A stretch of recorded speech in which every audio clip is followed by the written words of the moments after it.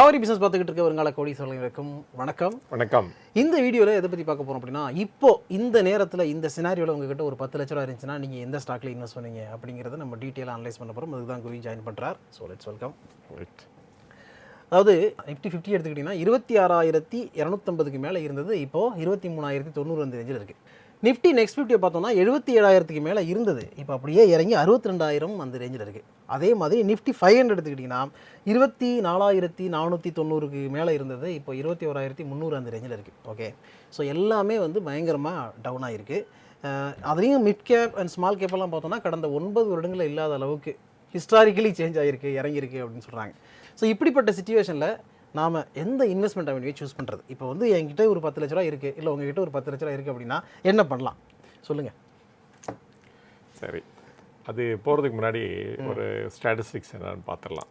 Okay, இது ரே டாலியோ வந்து யூஎஸில் அவர் வந்து அவரோட 100 years ஆஃப் ஸ்டாக் எக்ஸ்சேஞ்ச் அப்படின்னு அவர் அனலைஸ் பண்ணி ஒரு ஸ்டாட்டிஸ்டிக்ஸ் கொடுத்தாரு. ஓகே, அதில் என்ன சொல்கிறாருன்னா, எவ்ரி 2 yearsக்கு ஒரு தடவை ஒரு 10-15% கரெக்ஷன் இருக்கும் ஷேர் மார்க்கெட்டில் அப்படின்னு. அண்ட் எவ்ரி 4 yearsக்கு ஒரு தடவை ஒரு மேஜர் ஃபால் இருக்கும் ஷேர் மார்க்கெட்டில் அப்படின்னா, தெர் இஸ் ஒரு 30-50% ஃபால் இருக்குது. ஓகே அப்படின்னு சொன்னார். இது பார்த்தா இந்தியாவில் இருக்க நிறைய அனலிஸ்ட்டு கூட இந்தியன் ஸ்டாக் எக்ஸ்சேஞ்சை வெரிஃபை பண்ணிவிட்டு அந்த இண்டெக்ஸ்லாம் வெரிஃபை பண்ண பார்த்தப்ப நம்ம இதுவும் ஆல்மோஸ்ட் எவ்ரி 2 yearsக்கு ஒரு தடவை ஒரு மேஜர் கரெக்ஷனும் ஒன்ஸ் இன் 4-5 yearsல பேண்டமிக் மாதிரி ஒரு 50-60% கரெக்ஷன் கூட இந்தியாவில் பார்த்துருக்கோம் நம்ம. ஓகே, அண்ட் ரீசெண்ட் டைமில் பார்த்தோம்னா பேண்டமிக் ஒரு இம்பார்ட்டன்ட் இது ஒரு பெரிய ஃபாலுக்கு. அப்புறம் 2022 பார்த்தீங்கன்னா அந்த வார் ஆரம்பிச்சிச்சு பாருங்கள், யுக்ரைன் வார் ஆரம்பிச்சும் போது ஒரு பெரிய கரெக்ஷன் இருந்தது இந்தியன் ஷேர் மார்க்கெட்டில். ஸோ அப்படி பார்க்கும்போது இப்போ வந்து ஒரு 15% கரெக்ஷன் ஆகிறதுக்கு கிரேட் சான்சஸ் இருக்குது. அதனால தான் நிறைய கரெக்ட் ஆகிருக்கு, நம்ம எடுத்துக்கலாம் நம்ம. ஓகே, அண்டு இது வந்து ஒரு பேண்டமிக்காக ஆகுமா அப்படின்னா இட்ஸ் டியூ அப்படின்னு தான் சொல்லணும். ஏன்னா 4 வருஷம் முடிஞ்சு போச்சு. அதனால் ஒரு பேண்டமிக்கு வந்து டியூ அப்படின்னு சொல்லலாம். அது வந்து இந்த ட்ரம்ப்புனால ட்ரிகர் ஆகுமா அப்படின்னு எதிர்பார்த்தோம், அது மாதிரி ஆகலை. ஓகே, ஆனால் ஸ்டில் கரெக்ட் ஆகிட்டு இருந்தால் சொல்லணும். இப்போ ஏன் அப்படின்னு பார்த்தோம்னா, இப்போ பட்ஜெட் வேறு வருது. இப்போ வந்து என்ன பண்ண போகிறாங்க பட்ஜெட்லேருந்து ஒரு எதிர்பார்ப்பு இருக்குது. வெதர் வந்து இப்போ இந்த டிக்ளைனிங் எக்கானமி தான் இன்றைக்கி பெரிய இஷ்யூவாக இருக்குது. அந்த டிக்ளைனிங் எக்கானமி எப்படி வந்து தடுத்து நிறுத்த போகிறாங்க, இல்லாட்டா இதுக்கும் கீழே போகாமல் எப்படி தடுத்து நிறுத்த போகிறாங்க அப்படின்னு பார்க்கணுன்னு எல்லாரும் அவளோட இருக்கிறாங்க. அண்டு இது கை கொடுமா இல்லையா அப்படின்னு நமக்கு February 1 தான் தெரியும் அதை பற்றி. ஆனால் அந்த ட்ரம்ப்போட இது என்னதுமா, அது வந்து ஒரு பெரிய வெடிகுண்டி மாதிரி இருக்கும்னு நினச்சோம். அது என்ன புஷ்வான மாதிரி போயிடுச்சு அப்படின்னு தான் சொல்லணும். அவர் என்ன சொன்னார், இந்த மாதிரி டாரிஃப் போட போகிறேன், அந்த மாதிரி டாரிஃப் போட போகிறேன். இப்போ ரீசெண்டாக நிறைய நியூஸு கூட பார்த்துட்டே இருந்தோம் நம்ம. வக்ஃபோர்டில் சொன்னாங்க, இந்த லேண்ட் எங்களுது, அந்த லேண்ட் எங்களுது, இந்த கோயில் எங்களுது, அந்த கோயில் அப்படின்னு சொன்ன மாதிரி இவர் ட்ரம்ப் வந்து பார்த்தீங்கன்னா கிரீன்லேண்ட் என்னது, தென் பனாமா கல் என்னது, 51வது ஸ்டேட் வந்து கனடா அப்படின்லாம் சொல்லிட்டு இருந்தார். ஸோ இதை பற்றி ஒன்றுமே பேசலை அந்த பதவி ஏற்ற அன்னைக்கு. அண்ட் அதே சமயத்தில் 3 நாளுக்கு முன்னாடி பதவி ஏற்கிற 3 நாளுக்கு முன்னாடி சைனாவோட லீடரோட பேசியிருக்காரு. ஸோ என்ன ஆச்சோ தெரியல, அந்த டாரிஃபை பற்றி ஒரு வேர்டு கூட சொல்லலை அந்த இனாகுரேஷன் ஸ்பீச்சில். ஸோ இதெல்லாம் ஒரு நல்ல சைன் மாதிரி தான் தெரியுது. பட் ஆனால் அவங்க 2 பேரும் சுமூகமாக ஏதாவது ஒன்று அண்டர்ஸ்டாண்டிங் ரீச் ஆகிடுவாங்க போல இருக்குது. ஏன்னா சைனாவை இல்லாமல் அமெரிக்கா இன்றைக்கி எக்கானமியே ஃபங்க்ஷன் ஆகாது. ஏன்னா அதே மாதிரி தான் வேர்ல்டு எக்கானமியும் அப்படி தான் இருக்குது. ஸோ அதனால் ஏதோ ஒரு காம்ப்ரமைஸ் அச்சீவ் பண்ணிடுவாங்க போல இருக்குது. ஆனால் அவரோட பர்த் ரைட்டு ஏதோ ஒரு லா இமீடியட்டாக எக்ஸிக்யூட்டிவ் ஆர்டர் பாஸ் பண்ணார். அதை வந்து உடனே அவங்களோட கோர்ட் வந்து ஸ்டே பண்ணிட்டாங்க. நேற்றே அது ஸ்டே வந்துருச்சு அதுக்கு. ஸோ இவர் நினச்சது எல்லாமே அவ்வளோ ஈஸியாக இம்ப்ளிமெண்ட் பண்ண முடியாது அமெரிக்காவில். இதை வந்து நம்ம நிறைய வீடியோவில் சொல்லியிருக்கோம் நம்ம. பட் இருந்தாலும் அதை ரியாலிட்டியும் இப்போ பார்க்க ஆரம்பிச்சிட்டோம். ஒன் ஆஃப்டர் அனதர் இவருடைய எக்ஸிக்யூட்டிவ் ஆர்டர்லாம் ஏதாவது கோர்ட்டில் ஸ்டே வாங்கிடுவாங்க போல இருக்குது. அப்படி தான் போயிட்டுருக்கு இப்போ. அண்ட் ஸோ இந்த தருணத்தில் ஒன்லி இந்த பட்ஜெட் தான் இப்போ எக்ஸ்பெக்டேஷன். அந்த பட்ஜெட்டில் வந்து என்ன பண்ண போகிறாங்க, இந்த நம்ம வந்து Q2 ரிசல்ட்ஸும் பார்த்தோம், இப்போ Q3 ரிசல்ட்ஸ்லையும் பார்த்துட்ருக்கோம். மெனி இம்பார்ட்டன்ட் கம்பெனிஸு கூட அந்த லெவலுக்கு நல்ல ரிசல்ட்ஸு கொடுக்கல. அதனால இந்த டிக்ளைன் வந்து ஷுவராக இருக்கும் போல இருக்குது. அப்போ இதை தடுத்து நிறுத்தணும், அதுக்கு ஏதாவது மெஷர்ஸ் வருமா அப்படின்னு February 1 மக்கள் எல்லாம் அவளோட எதிர்பார்த்துட்ருப்பாங்கன்னு தான் சொல்லணும். இதெல்லாம் எவாலுவேட் பண்ணி பார்க்குறப்ப நீங்கள் கூட சொன்னீங்க ஸ்டாட்டிஸ்டிக்ஸ்லாம் நிஃப்டி 50 இவ்வளோ குறைஞ்சிருக்கு, நெக்ஸ்ட்டு 50யும் இவ்வளோ குறைஞ்சிருக்கு. அப்புறமேல இல்லாட்டா ஓவரால் மார்க்கெட்டை பார்த்தீங்க கூட நிஃப்டி 500 பார்த்தீங்கன்னா அதுவும் ஒரு பெரிய லெவலில் டிக்ளைன் ஆகிருக்குன்னு சொல்கிறீங்க நீங்கள். ஸோ இந்த மாதிரி நிறைய இதை பார்த்தாலும் சரி, எதர் லார்ஜ் கேப்பாக இருக்கட்டும், இல்லாட்ட மிட் கேப், இல்லாட்ட ஸ்மால் கேப், எதாக இருந்தாலும் ஒரு டிக்ளைன் தான் இருக்குது. நத்திங் டிஃப்ரெண்ட்டாக நம்ம பார்க்கல. ஆனால் ஒன்றுக்கு இன்னொன்று வந்து ஜாஸ்தி தான் கரெக்டாக இருக்குல்ல ஒழிய குறைஞ்சி ஒன்றும் கரெக்ட் ஆகலை அப்படின்னு தான் எடுத்துக்கணும். இந்த சமயத்தில் நம்ம வந்து மார்க்கெட் விட்டு தனியாக வெளியே நின்று பார்த்துட்டு இருக்கணுமா, இல்லாட்ட இன்வெஸ்ட் பண்ணணுமா, இல்லாட்ட இன்வெஸ்ட் பண்ணுறதுக்கு தயாராகிட்டு இருக்குமான்னு பார்த்தோம்னா நம்ம வந்து இன்வெஸ்ட்மெண்ட்டுக்கு தயாராகிட்டு இருக்குது தான் பெட்டர் அப்படின்னு நான் ஃபீல் பண்ணுறேன். அண்டு மார்க்கெட்டை விட்டு வெளியே இருந்தோம்னா அது வந்து ரைட்டு இன்வெஸ்ட்மெண்ட், அந்த ஸ்ட்ராட்டஜி வந்து ரைட் ஸ்ட்ராட்டஜி கிடையாதுன்னு தான் எடுத்துக்கணும் நம்ம. அண்டு அப்படி இல்லை அப்படின்னா நீங்கள் வந்து இன்வெஸ்ட் பண்ண ரெடியாக இல்லை, இல்லாட்டா தயாராகவும் இல்லை அப்படின்னா அட்லீஸ்ட் உங்ககிட்ட இருக்கிற ஃபண்டு, சரி நீங்கள் சொன்னீங்க ஒரு 10 லட்சம் இருக்குங்கிறீங்க, ஸோ அந்த 10 லட்சத்தை எங்கே போடலாம் அப்படின்னா நீங்கள் பெட்டர் இந்த 1 day ETF இருக்குது பாருங்கள், அந்த க்ரோ வந்து ஒன்று ரீசெண்டாக ஒன்று இன்ட்ரடியூஸ் பண்ணாங்க. அதில் போய் பார்க் பண்ணி வச்சுக்கோங்க. ஏன்னா சும்மா இருக்க ஃபண்டுக்கு நீங்கள் பேங்க்கில் போட்டு வச்சிங்கன்னா 3% 3.5% தான் கொடுப்போம், அது மேக்ஸிமம் சொல்கிறேன். அண்ட் அதர்வைஸ் இதிலெல்லாம் ஒரு 4.5% வரைக்கும் கிடைக்கும். அதனால் அது என்றைக்கு வேணால் உடனே இம்மிடியட்டாக ட்ரான்ஸ்ஃபர் பண்ணிவிட்டு நீங்கள் வந்து ஸ்டாக்கை கூட வாங்கிடலாம். அது வந்து ஒரு பெட்டர் ரிட்டர்ன் கொடுக்குற மாதிரி அது ஹெல்ப்ஃபுல்லாக இருக்கும் அப்படின்ட்டு. பட் வந்து இல்லை நான் வந்து ரெடியாக இருக்கேன், நான் வந்து ஸ்டாக்கை தான் வாங்கணும் அப்படின்னு சொன்னால் எந்தெந்த செக்டார்லாம் பார்க்கணும் அப்படின்னா எனக்கு பிடிச்ச சில செக்டார்லாம் இருக்குது. அதுலேயும் சில 52 வீக் லோவாக ஆன ஷேர் கூட நிறைய இருக்குது அப்படின்னு தான் சொல்லணும். ஸோ அந்த மாதிரி ஸ்டாக்கை நம்ம ஐடென்டிஃபை பண்ணலாம். பட் இந்த செக்டார்லாம் மனசுக்குள்ளே வச்சுக்கிட்டு நீங்கள் வந்து தைரியமாக செயல்படுங்க அப்படின்னு நான் சொல்லுவேன். நான் போய் இருக்கிற பணத்தை அப்படியே 10 லட்சம் இருக்கா 10 லட்சம் போட்டு இது பண்ணிடாதீங்க. உங்ககிட்ட என்ன இருக்கோ அதுலேருந்து ஒரு ஸ்மால் ஸ்மாலாக வந்து இன்வெஸ்ட் பண்ண ஆரம்பிக்கலாம். ஸோ ஏன்னா எது பாட்டம்னு நம்ம சொல்ல முடியாது. ரியர் வியூ மிரரில் பார்த்தோம்னா சொல்லலாம், இன்னும் ஒரு மாதம் கடந்து போயிடுச்சுன்னா அப்போ சொல்லலாம் ஓகே இதுதான் பாட்டம் அப்படின்னு சொல்லலாம். இல்லை ஆனால் இப்போ எதுக்கும் நம்ம சொல்ல முடியாது. ஸோ அதுக்கு அந்த இதை மனசில் வச்சுக்கிட்டு நீங்கள் ஸ்மால் குவான்டிட்டியாக வாங்க ஆரம்பிக்கலாம். அப்புறம் சப்போஸ் இன்னும் குறைஞ்சிச்சுன்னா பட்ஜெட் முடிஞ்ச உடனே தென் அப்பயும் திருப்பியும் வாங்க ட்ரை பண்ணலாம். அப்படி தான் ஆவரேஜ் பண்ண முடியும். ஏன்னா நம்ம கரெக்டாக வந்து இந்த லோவஸ்ட் ப்ரைஸில் எல்லா ஸ்டாக்கையும் வாங்கிட முடியாது, அதே சமயத்தில் ஹையஸ்ட் ப்ரைஸ்லையும் நம்ம எல்லா ஸ்டாக்கையும் வித்துட முடியாது. ஸோ இதை மனசில் வச்சுக்கிட்டு செயல்பட்டால் பெட்டர் அப்படின்னு நினைக்கிறேன் இந்த டைமில். ஓகே, ட்ரம்ப்புடைய நடவடிக்கைகள் பெரிய அளவில் பாதிக்காது அப்படின்னு சொன்னீங்க. அப்படின்னா கம்ப்ளீட்டாக வைப் அவுட் ஆயிடுச்சுன்னு எடுத்துக்கலாமா? பிரச்சனையே வராதா? த்ரெட்டே கிடையாதா? இல்லை இப்போதைக்கு அவர் அனௌன்ஸ் பண்ணதை பேஸ் பண்ணி பார்த்தோம்னா நத்திங் சர்ப்ரைஸாக இருக்கிற மாதிரி தெரியல. அவர் ஒரு பிஸ்னஸ் மேனுங்க. அவர் வந்து பிஸ்னஸ் மேன் வந்து அவர் வந்து அந்த பிஸ்னஸை ப்ரொமோட் பண்ணுறதுக்கு தான் எல்லாம் பண்ணுவார். எலெக்ஷனுக்கு முன்னாடி சொன்ன இதெல்லாம் நம்ம வந்து அதே ஃபைனல் அப்படின்னு எடுத்துக்க முடியாது அப்படின்னு தான் இன்றைக்கி வர செஞ்சிருக்க நடவடிக்கைகள்லாம் அதை வச்சு தான் நம்ம எடுத்துக்க முடியும். ஸோ நத்திங் டிஃப்ரெண்ட்டாக அதாவது ஆஸ் அ பிஸ்னஸ் மேன் என்ன பண்ணணுமோ டு ப்ரொமோட் அவங்க கண்ட்ரி அவங்க க்ரோத்தை அவர் பண்ணிகிட்ருக்காருன்னு தான் நம்ம எடுத்துக்கணும். ஆனால் ஒன் திங் வெரி ஷுவர், அதாவது அமெரிக்கா ஒரு லேண்ட் ஆஃப் ஆப்பர்ச்சுனிட்டிங்கிறதுக்கு அதுக்கு வந்து ஒரு முடிவு வந்துருச்சுன்னு தான் சொல்லணும். இனிமேல் வெளிநாட்டிலேருந்து அமெரிக்கா போய் செட்டில் ஆகிற மக்கள் வந்து குறைஞ்சி போயிடும், எஸ்பெஷலி இந்தியாவில் இருந்துன்னு சொல்லலாம், கிளியராக சொல்லிடலாம். ஏன்னா அவர் வந்து ஒன்லி அமெரிக்கன்ஸுக்கு தான் சப்போர்ட் பண்ண போகிறாரு. அண்டு இப்போ கூட பாருங்கள் ஒரு பிளாக் மேன் வந்து இறந்து போயிருக்காங்க. அதனால 2 போலீஸ் மேனை வந்து அவங்க வந்து ஒரு 6 months பேக்கோ 1 year பேக்கோ 2 மேனுக்கு வந்து கோர்ட்டு கன்விக்ட் பண்ணிடுது. அவங்களுக்கு வந்து ஃபஸ்ட்டு ஆக்ஷனே பாடன் பண்ணியிருக்காரு. அதுலேருந்து தெரியுது it's America is only for Americans and that too white அமெரிக்கன்ஸ்னு தெரியுது. அதனால கிளியராக நம்ம புரிஞ்சுக்கலாம், இனிமேல் வந்து இந்தியாவிலேருந்து போய் அங்கே செட்டில் ஆகி குடியுரிமை வாங்கி அங்கே நான் லைஃப்பை லீட் பண்ணுறாங்கிறது இனிமேல் ஒரு பெரிய டவுட் ஆகிடுது. ஸோ இன்னமேல் என்ன, இந்தியாவை தான் நம்ம கிரேட் ஆக்கணும். நம்ம வந்து இங்கே தான் இருந்து பாடுபட்டு இங்கே என்ன ஆப்பர்ச்சுனிட்டி இருக்கோ அதை யூட்டிலைஸ் பண்ணி வளர பார்க்கணும். அதுதான் நமக்கு வந்து சால சிறந்தது அப்படின்னு நினைக்கிறேன் நான். இதுக்கு வந்து நம்ம கவர்மெண்ட் தான் ஹெல்ப்ஃபுல்லாக இருக்கணும் நம்ம பீப்புளுக்கு.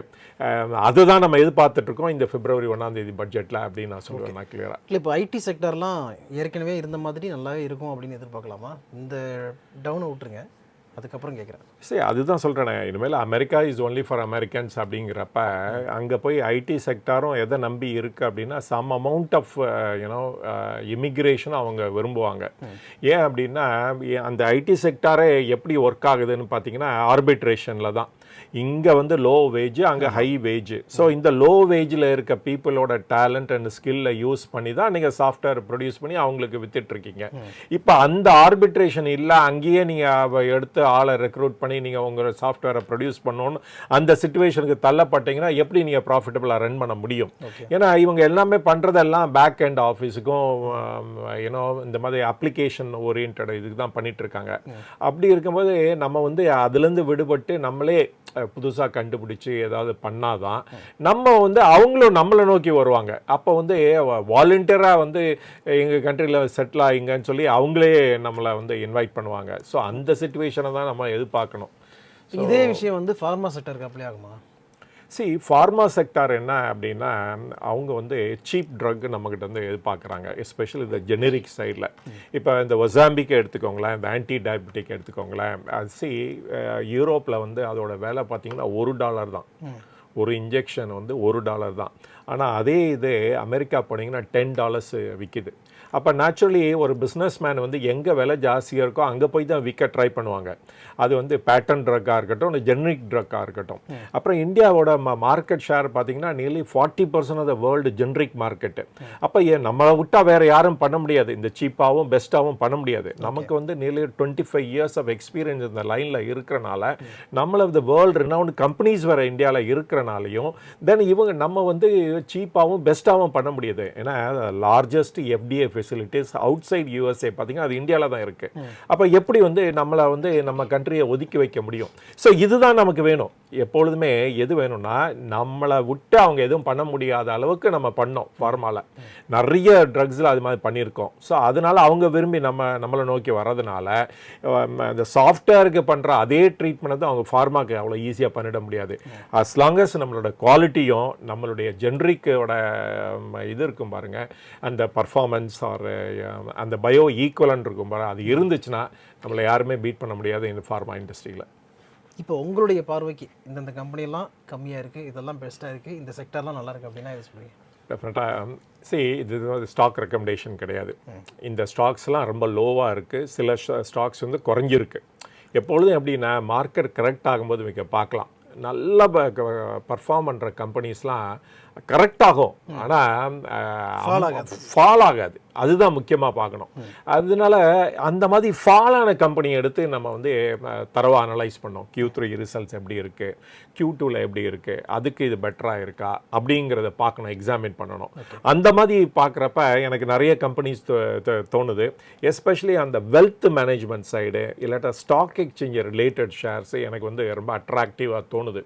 அதில் சம் கரெக்ஷன் இருக்குது, சம் ஷேர்ஸ் வந்து நிறையவும் குறைஞ்சிருக்கு அப்படின்னு சொல்லலாம். என்னென்ன கம்பெனி அப்படி பார்த்தீங்கன்னா அந்த லிஸ்ட்டு கூட நம்ம கூகுள் ஷீட்டில் போட்டிருக்கு, நம்மளுடைய வியூவர்ஸ் எல்லாம் போய் பார்த்துக்கலாம். CDSL, அதுக்கப்புறம் CAMS, Nuvama, 361, Anand Rathi, Motilal Oswal, K fintech, Hindustan Unilever, Jyothy Labs, Mphasis, Coforge, Persistent, Natco Pharma, Neuland Lab, doctor Reddy, Sun Pharma, Divi's Lab, Bombay Burmah Trading. நிறைய கம்பெனி சொல்லலாம். Sun Pharma, doctor Reddy's Lab, ஒவ்வொருத்தங்களும் சம் யூனிக்னஸ் இருக்குது. அதனால தான் அதை சூஸ் பண்ணியிருக்கேன் நான். டிசம்பரில் எடுங்க, நம்மளோட SIP கான்ட்ரிபியூஷன் பார்த்தீங்கன்னா 26,500 crores. அதுக்கு முன்னாடி நவம்பரில் பார்த்தீங்கன்னா 25,500 crores. மக்களுக்கு புரிஞ்சு போச்சு, இன்வெஸ்டருக்கு ரியலாக தெரிஞ்சிருச்சு. ஏன்னா ஷேர் மார்க்கெட் குறைஞ்சாலும் ஏறினாலும் நம்மளோட கான்ட்ரிபியூஷன் நிறுத்தக்கூடாதுன்னு அவங்களுக்கு புரிஞ்சிருச்சு. அவங்க வந்து நோ லாங்கர் வந்து டிப்ஸை பேஸ் பண்ணி யாருமே இன்வெஸ்ட் பண்ணுறதில்ல அப்படின்னு தான் எடுத்துக்கணும். பாருங்கள், அந்த வந்து போன நவம்பரோட டிசம்பர் ஷேர் மார்க்கெட்டே குறைஞ்சி போச்சு. இருந்தாலும் அவங்க எஸ்ஐபியை கண்டினியூ பண்ணியிருக்காங்க. நிறைய பேர் தான் புதுசாக ஜாயின் பண்ணியிருக்காங்க. இப்போ செபி கூட ₹500 மினிமம் கான்ட்ரிபியூஷன் ₹250 ஆக போகிறாங்க. ஸோ அதுவும் வந்துருச்சுன்னா இன்னும் நிறைய பேர் உள்ளே வர போகிறாங்க எஸ்ஐபி கான்ட்ரிபியூஷன் மூலமாக. அதனால் க்ரோத்தில் ஸ்லைட் டிக்ளைன் இருந்தால் கூட ஸ்டில் அந்த எஸ்ஐபி கான்ட்ரிபியூஷனோட அப்சல்யூட் நம்பர் இன்க்ரீஸ் ஆகிட்டு தான் இருக்குது. அப்போ வந்து இந்த நம்பர் இன்க்ரீஸ் ஆகிட்டே போகுது அப்படின்னா நம்ம வந்து ஒரு 4 to 5% ஆஃப் த பீப்புள் தான் ஷேர் மார்க்கெட்டில் இன்வெஸ்ட் பண்ணிகிட்டு இருக்கோம். அப்படி இருக்கப்போது 140 கோடியில் அட்லீஸ்ட் அமெரிக்கா மாதிரி ஆகணும்னா 55% ஷேர் மார்க்கெட்டில் இன்வெஸ்ட் பண்ணோம். அப்போ இன்னொரு 60 கோடி 65 கோடி மக்கள் இதில் உள்ள வர போகிறாங்க. அப்போ இது க்ரோ ஆகிட்டே இருக்கும். அந்த நம்பர் ரீச் ஆகிற வரைக்கும் க்ரோ ஆகிட்டு இருக்கப்போ இந்த மாதிரி ரிலேட்டட் ஸ்டாக்ஸ் அத்தனையும் நல்லா பண்ணோம். சிடிஎஸ்எல், கேம்ப்ஸு, கேஃபின்டெக், தென் 361, ஆனந்தராத்தி, நோவாமா, அப்படியே அடிக்கிட்டே போகலாம். இந்த கம்பெனி எல்லாமே நல்லா எக்ஸாமின் பண்ணுங்கள். இதுலேயே யார் பெட்டராக ரொம்ப ஜாஸ்தி கரெக்டாக இருக்கோ அவங்களுக்கு க்ரோத் ப்ராஸ்பெக்ட்ஸ் இருக்கிறவங்கள அவங்கள வந்து சூஸ் பண்ணி இது பண்ணலாம், ஸ்மாலாக இன்வெஸ்ட் பண்ணலாம். அண்டு இதுலேயே நிறைய ஸ்டாக்ஸை நான் விட்டுருப்பேன், லைக் HDFC, AMC அந்த மாதிரி கம்பெனிஸ் கூட ஸ்டாக் ஷேர் மார்க்கெட் டிபெண்ட் பண்ணி தான் இருக்கிறாங்க. ஸோ இந்த மாதிரி எக்ஸாமின் பண்ணி இது பண்ணிங்கன்னா எப்பொழுதும் ஷேரை வந்து சக்ஸஸ் இன் ஷேர் மார்க்கெட் எங்கே லைஸ் அப்படின்னா இந்த ஸ்டாக்கை வந்து எவ்வளோக்கு எவ்வளோ நல்ல ப்ரைஸில் சூஸ் பண்ணுறீங்க அப்படின்னு தான் பொறுத்து இருக்குது. ஸோ நல்ல ப்ரைஸை சூஸ் பண்ணிட்டீங்கன்னா தென் வந்து வெற்றி நிச்சயம் அப்படின்னு தான் சொல்லணும் நம்ம. ஓகே, மற்ற செக்டார் பற்றி சார், இப்போது FMCG, ஸ்டீல், மேனுஃபேக்சரிங், ஆட்டோமொபைல் நிறைய கம்பெனிஸ் இருக்குது. இப்போ சப்போஸ் நான் ட்ரெண்டு கூட இதிலலாம் இன்க்ளூட் பண்ணலை, அது கூட ஹெவியாக கரெக்டாக இருக்குது. அதோட ப்ராஸ்பெக்ட்ஸும் பெட்டராக தான் இருக்குது. ஸோ பட் இதெல்லாம் நம்மளுடைய நம்மளுடைய காவேரியன்ஸோட இண்டிவிஜுவல் டிஸ்கிரிப்ஷனுக்கு விட்டாச்சு, அவங்க தான் சூஸ் பண்ணாத. பட் FMCG செக்டார்னு எடுத்துட்டிங்கன்னா ஹிந்துஸ்தான் லீவர் கூட யூனிலீவர் கூட ஹெவியாக கரெக்டாக இருக்குது. ஜோதி லேப் பாருங்கள், 560, 70 அது மாதிரி போனது கூட இப்போ வந்து ஜோதி லேப் அபவுட் 360 அது மாதிரி கொட்டாயிட்டு இருக்கு. ஸோ இதெல்லாம் கரெக்ஷன். ஆக்சுவலாக இந்த ஜோதி லேப் மாதிரி இருக்க கம்பெனினால தான் இந்த ஹிந்துஸ்தான் யூனிலீவர் அந்த மாதிரி கம்பெனியில் நல்லா பண்ண முடியல. ஏன்னா அவங்களாம் குட் காம்படிஷன் கொடுக்குறாங்க த்ரூ லோக்கல் பிராண்ட் மூலமாக. ஸோ அதனால் இந்த மாதிரி கம்பெனி எக்ஸாமின் பண்ணணும். இந்த டைமில் தான் நம்ம எக்ஸாமின் பண்ணி இந்த டைமில் தான் நம்ம ஸ்டேக் எடுக்க ட்ரை பண்ணணும் இந்த மாதிரி கம்பெனிஸில். அதே மாதிரி இப்போ டெக் கம்பெனிஸ் எடுத்துட்டிங்கன்னா இந்த செகண்ட் டியர் டெக் கம்பெனிஸை நல்லா எக்ஸாமின் பண்ணுங்கள் rather than the first dear. ஏன்னா அவங்களுடைய க்ரோத் வந்து ரொம்ப ஸ்மாலாக தான் இருக்க போகுது. ஏன்னா அவங்களோட பிஸ்னஸ் வந்து ஹியூஜாக ஆகிடுது, எக்ஸ்பேண்ட் ஆகிடுது. அவங்களோட ஈக்விட்டியும் ரொம்ப ஹியூஜாக இருக்குது. அதனால் செகண்ட் டியர் கம்பெனி எடுத்துட்டிங்கன்னா இப்போ தான் க்ரோயிங், அதனால் அக்ரெசிவாக இருப்பாங்க. அதனால் க்ரோத்தும் பெட்டராக இருக்கும். அதே மார்க்கெட்டில் ஒர்க் அவுட் பண்ணால் கூட அவங்க க்ரோத் வந்து பெட்டராக இருக்கும். அண்ட் பிகாஸ் அவங்களுடைய சைஸும் ரொம்ப ஸ்மாலாக இருக்கிறதுனால அதில் பார்த்திங்கன்னா கோஃபோர்ஜ், பர்சிஸ்டன்ட், தென் எம்ஃபசிஸ் இந்த மாதிரி கம்பெனிஸும் have a look at it. அதுவும் ஹெவியாக கரெக்டாக இருக்குது. சம்டைம்ஸ் வந்து ஈவன் க்ரோ ஆகிட்டுருக்கு இந்த டைமில் கூட. ஸோ இதெல்லாம் பார்க்கலாம். ஸோ இப்போ நீங்கள் சொல்ல லிஸ்ட்டில் வந்து நெட்வெப் ஆட் பண்ணிக்கலாம், L&T, Mindtree. Yes, data centres வந்து டேட்டா பேட்டர்ன் பற்றி நான் இதில் இன்க்ளூட் பண்ணலை. நெட்வெப் வந்து it is a data centre இது இருக்கிறனால அதோட ப்ராஸ்பெக்ட்ஸ் நல்லாயிருக்கும். இப்போ நம்ம பேசுகிறோம் அப்படின்னா காவேரியன்ஸோட பேசுகிறோம்னா it's all because of data சென்டர்ஸ்னால தான். இப்போ வாட்ஸ்அப்பில் நீங்கள் கம்யூனிகேட் பண்ணுறீங்க, மெசேஜ் அனுப்புகிறீங்கன்னா again it is due to data சென்டர்ஸ்னால தான். இது வந்து க்ரோ ஆகிட்டே தான் இருக்க போகுது. பவர் செக்டார் மிஸ் பண்ணிட்டீங்களே, சோலார் பவர் எதுவுமே சொல்லுறீங்க. ஸோ பவர் செக்டார்லாம் சரி அது ஒன்றும் பெரிய லெவலில் கரெக்ட் ஆகலை ஒன்று. அண்டு அதான் நான் சொன்னேன், இண்டஸ்ட்ரி ஸ்லோ டவுன் ஆகிற போது டிமாண்ட் ஃபார் பவர் குறைஞ்சி போயிடும். அது ரெனியூவபிள் செக்டாராக இருந்தாலும் அதே கதி தான். ஸோ அதனால் பட்ஜெட்டில் எப்படி அவங்க சப்போர்ட் பண்ண போகிறாங்கன்னு பார்க்கணும். பார்த்துட்டு தான் திருப்பியும் வந்து இந்த ரெனியூவபிள் செக்டாராக எடுத்து பேச போகிறோம். And moreover there is a glut in the market அப்படின்னு தான் சொல்லணும். பிகாஸ் டிமாண்ட் இல்லை பவருக்கு. ஸோ அதை நான் கண்கூட பார்த்துட்ருக்கேன். அதனால் எந்த ஸ்டாக்கும் இந்த டைமில் இன்வெஸ்ட் பண்ணுறதுக்கு ரெடியாக இல்லை. எந்த ஸ்டாக்லேயும் ஃபர்தராக இன்க்ரீஸ் பண்ணுறதுக்கும் இப்போதைக்கு ஐடியா இல்லை அப்படின்னு தான் எடுத்துக்கணும். ஏன்னா நீங்கள் கொடுத்து 10 லட்சம் தான், இத்தனை கம்பெனிக்கு நான் இன்வெஸ்ட் பண்ணேன்னா எங்கே பணம் இருக்கும் எனக்கு இன்வெஸ்ட் பண்ணுறதுக்கு. ரைட்டு.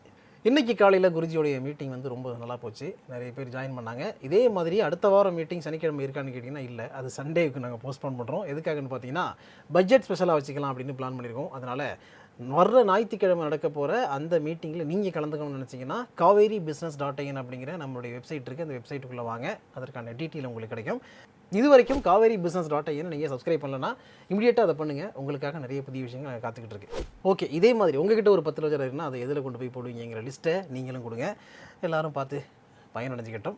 இதோட இந்த வீடியோ வைண்ட் பண்ணிப்போம். இதில் இவ்வளோ நேரம் பேசுனது எல்லாமே எஜுகேஷனல் பர்பஸ்க்காகவும் இன்ஃபர்மேட்டிவ் பர்பஸாக மட்டும்தான். சஜஷனும் ஒரு பைசா கொடுக்குறது கிடையாது. கண்டிப்பாக சார் சொல்கிறது எதுவுமே ஸ்டாக் ரெக்கமெண்டேஷன் கிடையாது. அதனால் மென்ஷன் பண்ணியிருக்க ஸ்டாக்ஸை நீங்கள் வாங்கணும்னு நினச்சிங்கன்னா நல்லா தெரிஞ்சு செபி ரிஜிஸ்டர்ட் அட்வைசரை கேட்டுக்கிட்டு நீங்களும் ஓன் ரிசர்ச் பண்ணிவிட்டு அதுக்கப்புறம் இன்வெஸ்ட் பண்ணுங்கள். இதே மாதிரி அடுத்து ஒரு நல்ல லிமிட் பண்ணும். இது வரைக்கும் உங்களுக்கு நீங்கள் பத்திரமா பார்த்துங்க, நல்லா இன்வெஸ்ட் பண்ணுங்கள். Thanks so much. தேங்க்யூ.